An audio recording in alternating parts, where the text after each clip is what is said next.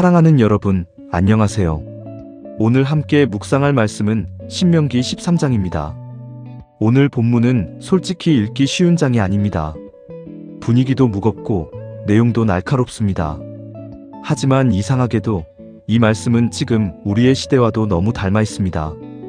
왜냐하면 오늘 우리를 무너뜨리는 것은 대놓고 악한 것이 아니라 익숙한 얼굴을 한 유혹, 좋은 말처럼 들리는 거짓, 그리고 하나님보다 더 가까이 느껴지는 다른 목소리이기 때문입니다. 신명기 13장은 묻습니다.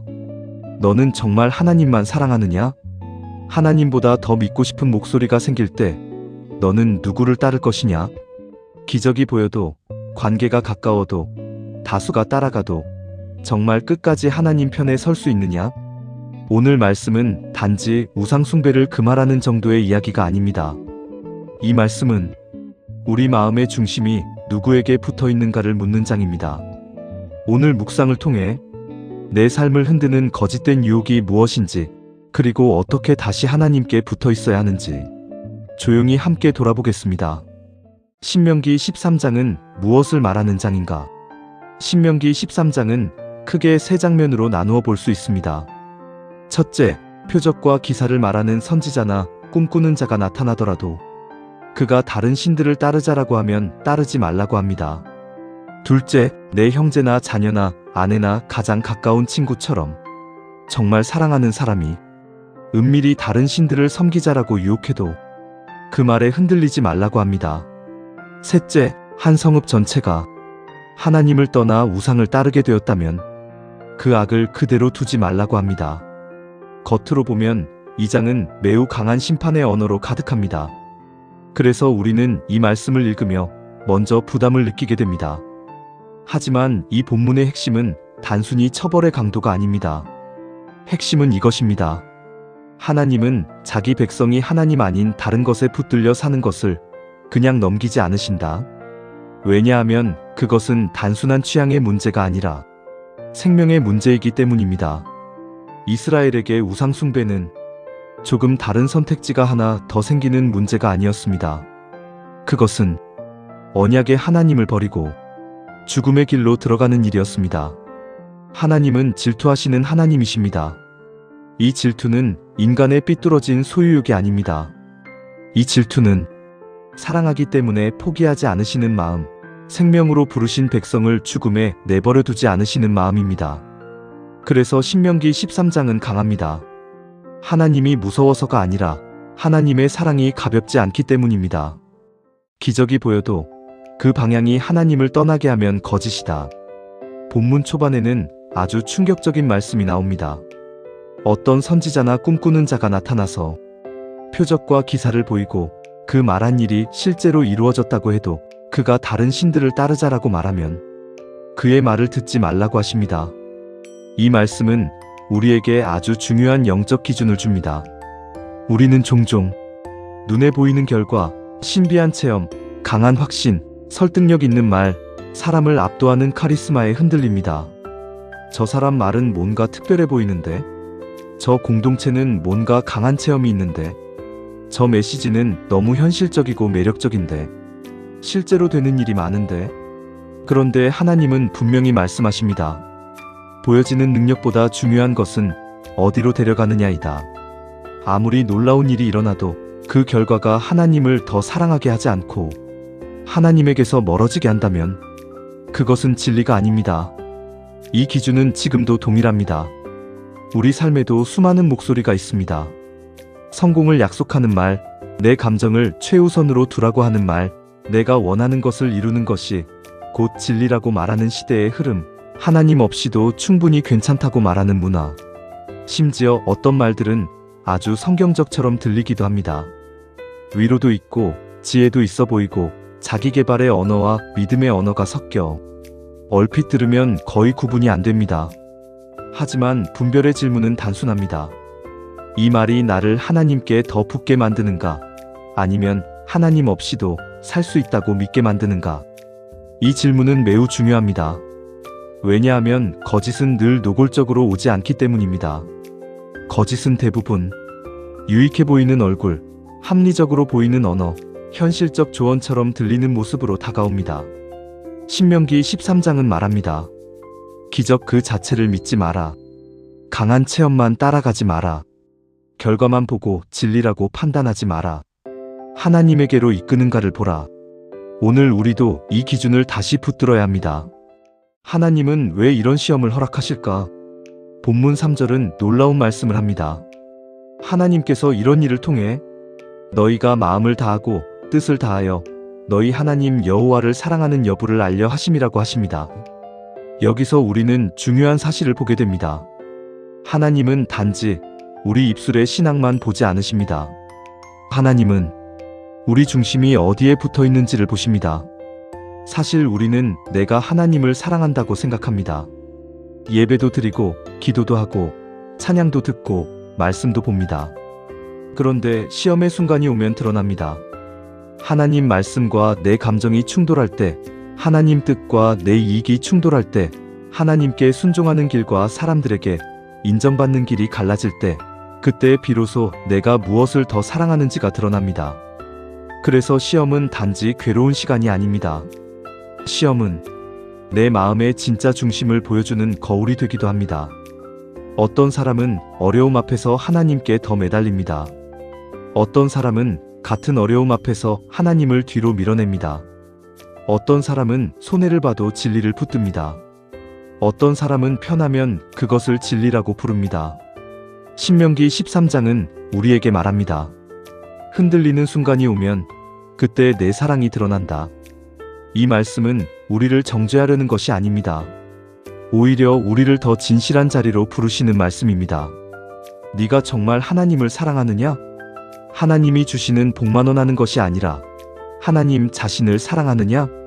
하나님이 모든 것을 막아주실 때만이 아니라 흔들리는 순간에도 여전히 하나님을 붙드느냐? 오늘 우리에게도 이 질문은 매우 현실적입니다. 나는 무엇 때문에 흔들리는가? 나는 누구의 말 앞에서 약해지는가? 나는 어떤 손해 앞에서 말씀을 타협하고 싶은가? 나는 어떤 외로움 때문에 하나님보다 다른 위로를 붙잡고 싶은가? 시험은 내 약함을 보여줍니다. 그러나 동시에 어디로 돌아가야 하는지도 보여줍니다.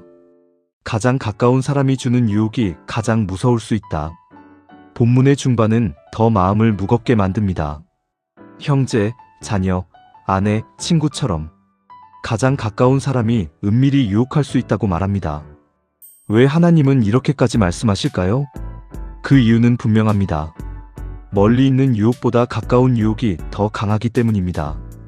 우리는 낯선 사람의 말은 경계할 수 있습니다. 하지만 사랑하는 사람의 말은 쉽게 경계하지 못합니다. 우리는 논리보다 관계에 흔들릴 때가 많습니다. 이 사람이 이렇게 말하니까 맞는 것 아닐까? 가까운 사람이 권하니까 한 번쯤 괜찮지 않을까? 다 나를 위하는 마음으로 하는 말인데, 내 가족도 내 주변도 다 이렇게 생각하는데 내가 너무 유난인 걸까? 바로 여기서 신명기 13장은 날카롭게 들어옵니다. 하나님보다 더 가까운 관계가 생기면 그 관계가 우상이 될 수 있다. 이 말씀은 가족을 버리라는 뜻이 아닙니다. 관계를 미워하라는 뜻도 아닙니다. 오히려 관계를 제대로 사랑하기 위해서라도 하나님이 먼저여야 한다는 뜻입니다. 왜냐하면 하나님보다 앞선 사랑은 결국 사람도 살리지 못하기 때문입니다. 우리는 종종 사람을 잃고 싶지 않아서 진리를 양보합니다. 갈등이 싫어서 침묵합니다. 미움받기 싫어서 하나님 말씀을 흐립니다. 그러나 그렇게 지키려 한 관계가 나를 하나님에게서 멀어지게 만든다면 그 관계는 이미 건강한 자리를 벗어난 것입니다. 진짜 사랑은 하나님을 떠나게 만드는 사랑이 아닙니다. 진짜 사랑은 하나님 앞에 함께 서게 만드는 사랑입니다. 그래서 우리는 이런 질문을 해야 합니다. 내 가까운 관계들이 나를 하나님께 더 가까이 가게 하는가? 아니면 하나님보다 사람 눈치를 더 보게 만드는가? 내가 누군가를 너무 의지한 나머지 하나님보다 그 사람의 반응에 더 흔들리고 있지는 않은가? 내 선택의 기준이 말씀보다 관계 유지가 되어버리지는 않았는가? 이 말씀은 차갑게 들릴 수 있지만 사실은 우리를 살리는 말씀입니다. 하나님이 먼저일 때 관계도 제자리를 찾습니다. 하나님을 중심에 둘 때 가족도, 친구도, 공동체도 건강해집니다. 개인의 타협이 공동체 전체를 무너뜨릴 수 있다. 본문 후반에는 한 성읍 전체가 유혹에 넘어가는 장면이 나옵니다. 이 말씀은 영적 타협이 개인의 문제로 끝나지 않는다는 것을 보여줍니다. 죄는 늘 혼자만의 문제처럼 시작됩니다. 내 마음속에서만 생각하는 거니까. 이번 한 번쯤은 괜찮겠지. 남에게 피해 주는 것도 아닌데. 내 선택은 내 자유지. 하지만 성경은 그렇게 말하지 않습니다. 한 사람의 타협은 가정의 분위기를 바꾸고 공동체의 기준을 무너뜨리고 결국 많은 사람을 함께 흔들 수 있습니다. 신앙은 개인적이지만 결코 개인주의적이지 않습니다. 내가 하나님께 충성하는 일은 나 혼자 경건한 사람으로 남는 문제가 아니라 내 주변을 지키는 일이기도 합니다. 반대로 내가 진리를 가볍게 여기면 내 자녀가, 내 가족이, 내 공동체가 그 가벼움을 배우게 됩니다. 그래서 하나님은 공동체 안의 악을 가볍게 넘기지 않으십니다. 오늘 우리 시대는 절대 기준을 불편해합니다. 무엇이든 상대화하고 선명한 경계를 답답하게 여깁니다. 하지만 경계가 무너진 공동체는 결국 방향을 잃습니다. 신명기 13장은 말합니다. 악을 악이라고 부르라. 거짓을 거짓이라고 분별하라. 하나님을 떠나게 만드는 흐름을 그냥 두지 말라. 이것은 배척의 언어가 아니라 거룩을 지키는 언어입니다. 교회도, 가정도, 우리의 마음도 마찬가지입니다. 작은 타협을 오래 방치하면 나중에는 그것이 기준이 됩니다. 처음에는 불편했던 것이 조금 지나면 익숙해지고, 익숙해진 것은 어느새 당연해지고, 당연해진 것은 결국 진리 자리를 대신합니다. 그래서 영적 경계는 너무 늦기 전에 세워야 합니다. 오늘 우리의 우상은 무엇인가? 우리는 신명기 13장을 읽으며 나는 우상을 섬기지 않는데? 라고 생각할 수 있습니다. 하지만 우상은 꼭 눈에 보이는 신상만을 뜻하지 않습니다. 성경에서 우상은 하나님보다 더 의지하게 되는 것, 하나님보다 더 두려워하는 것, 하나님보다 더 사랑하게 되는 것입니다. 그렇다면 오늘 우리의 우상은 무엇일까요? 어떤 사람에게는 돈일 수 있습니다. 돈이 많아서가 아니라 돈이 있어야만 안전하다고 믿기 때문입니다. 어떤 사람에게는 인정일 수 있습니다. 하나님이 나를 아신다는 사실보다 사람들이 나를 어떻게 보는지가 더 중요하기 때문입니다. 어떤 사람에게는 관계일 수 있습니다. 하나님보다 특정 사람의 반응이 더 크게 마음을 흔들기 때문입니다. 어떤 사람에게는 자기 자신일 수 있습니다. 내 판단, 내 감정, 내 욕망이 말씀보다 더 높은 자리에 앉아있기 때문입니다. 또 어떤 사람에게는 편안함일 수 있습니다. 하나님 뜻보다 내가 불편하지 않은 삶이 더 중요하기 때문입니다. 우상은 늘 우리의 약한 지점을 타고 들어옵니다. 내가 가장 원하는 것, 가장 두려워하는 것, 가장 놓치기 싫은 것, 바로 그곳이 우상이 서기 쉬운 자리입니다. 그래서 우리는 이렇게 기도해야 합니다. 주님, 내가 무엇을 붙들고 사는지 보게 해주십시오. 내가 하나님보다 더 의지하는 것이 무엇인지 드러내 주십시오. 겉으로는 믿음이라고 말하면서 실제로는 다른 것을 섬기고 있지 않은지 깨닫게 해주십시오. 이 기도는 아플 수 있습니다. 하지만 이 아픔이 우리를 살립니다. 하나님께 붙어 있으라는 부르심. 본문 4절은 이렇게 말합니다. 너희는 너희 하나님 여호와를 따르며 그를 경외하며 그의 명령을 지키며 그의 목소리를 청종하며 그를 섬기며 그에게 부종하고. 여기서 핵심은 마지막 표현입니다. 그에게 부종하고, 곧 하나님께 바짝 붙어 있으라는 뜻입니다. 이 장의 해답은 복잡하지 않습니다. 유혹이 많을수록 더 똑똑해지는 것이 아니라 더 하나님께 붙어 있어야 합니다. 우리는 종종 분별력을 정보량으로 해결하려고 합니다. 더 많이 알고, 더 비교하고, 더 분석하면 흔들리지 않을 것이라고 생각합니다. 물론 지혜도 필요합니다. 하지만 영적 분별의 핵심은 정보가 아니라 친밀함입니다. 하나님 음성을 자주 듣는 사람은 낯선 음성을 빨리 알아차립니다. 말씀에 익숙한 사람은 거짓이 아무리 그럴듯해도 어딘가 이상하다는 것을 압니다.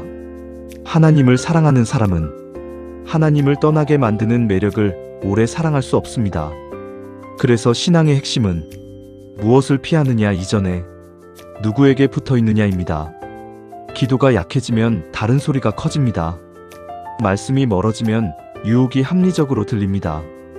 예배가 느슨해지면 세상의 기준이 자연스러워집니다. 결국 사람은 빈 마음으로 살 수 없습니다.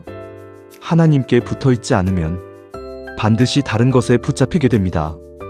오늘 우리의 싸움도 결국 이것입니다. 하나님께 붙어 있을 것인가? 아니면 더 즉각적이고 더 편하고 더 매력적으로 보이는 다른 것에 마음을 내어줄 것인가? 예수 그리스도 안에서 완성되는 충성. 신명기 13장을 읽으면 우리는 솔직히 자신이 없어집니다. 나는 정말 끝까지 하나님만 사랑할 수 있을까? 가까운 유혹 앞에서도 흔들리지 않을 수 있을까?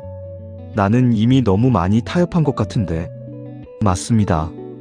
우리 힘만으로는 완전한 충성을 이룰 수 없습니다.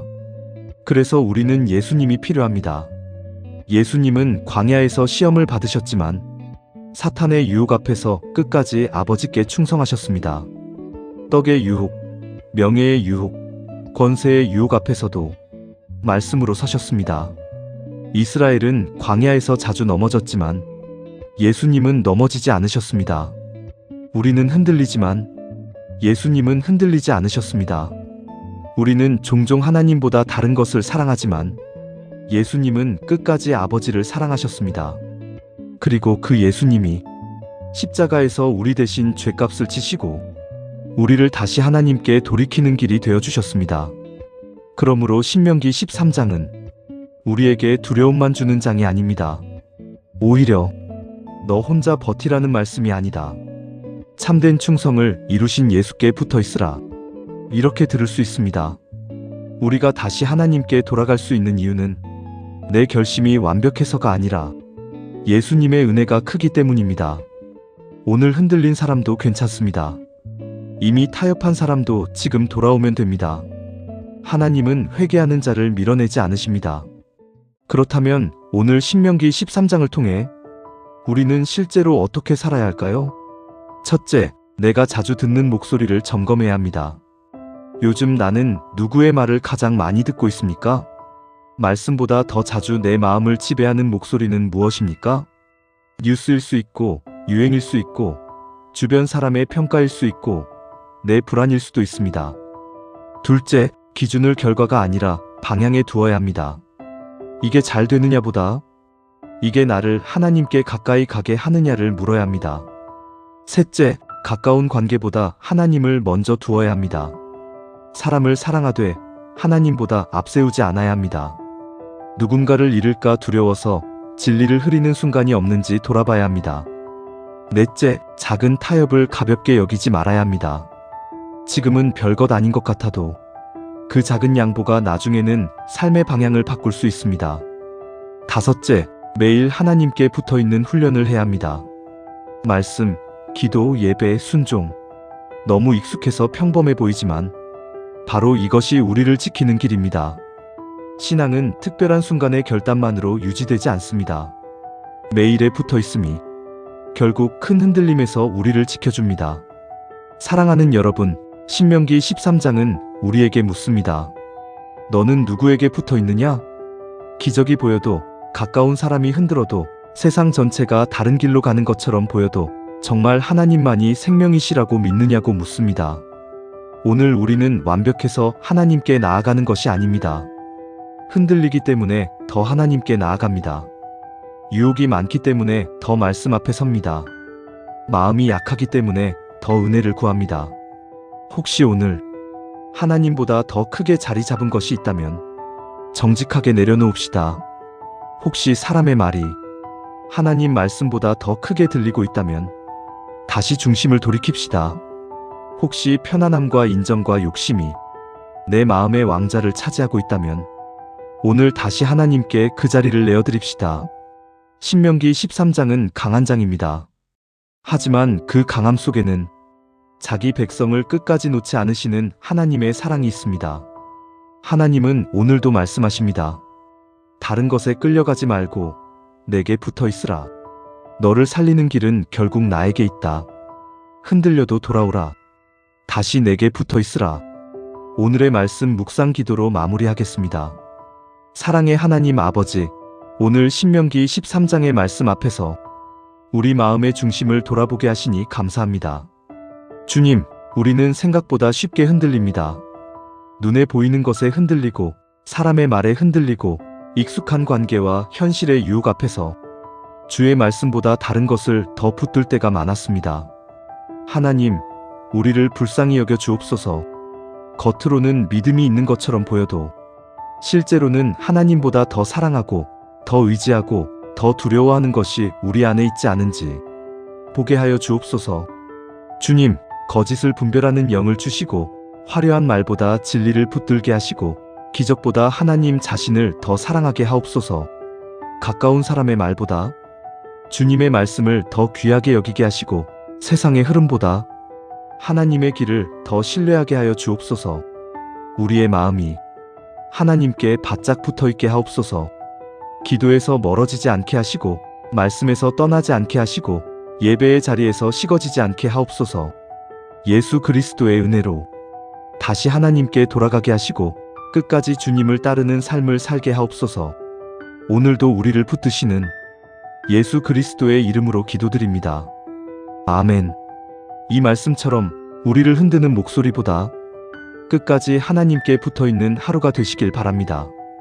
오늘 묵상이 마음에 남으셨다면 같이 말씀을 붙들고 걸어가기 위해 좋아요와 구독으로 함께 해주시고요. 신명기 말씀은 계속 이어집니다. 다음 묵상에서도 삶 속으로 들어오는 말씀의 의미를 함께 나누겠습니다.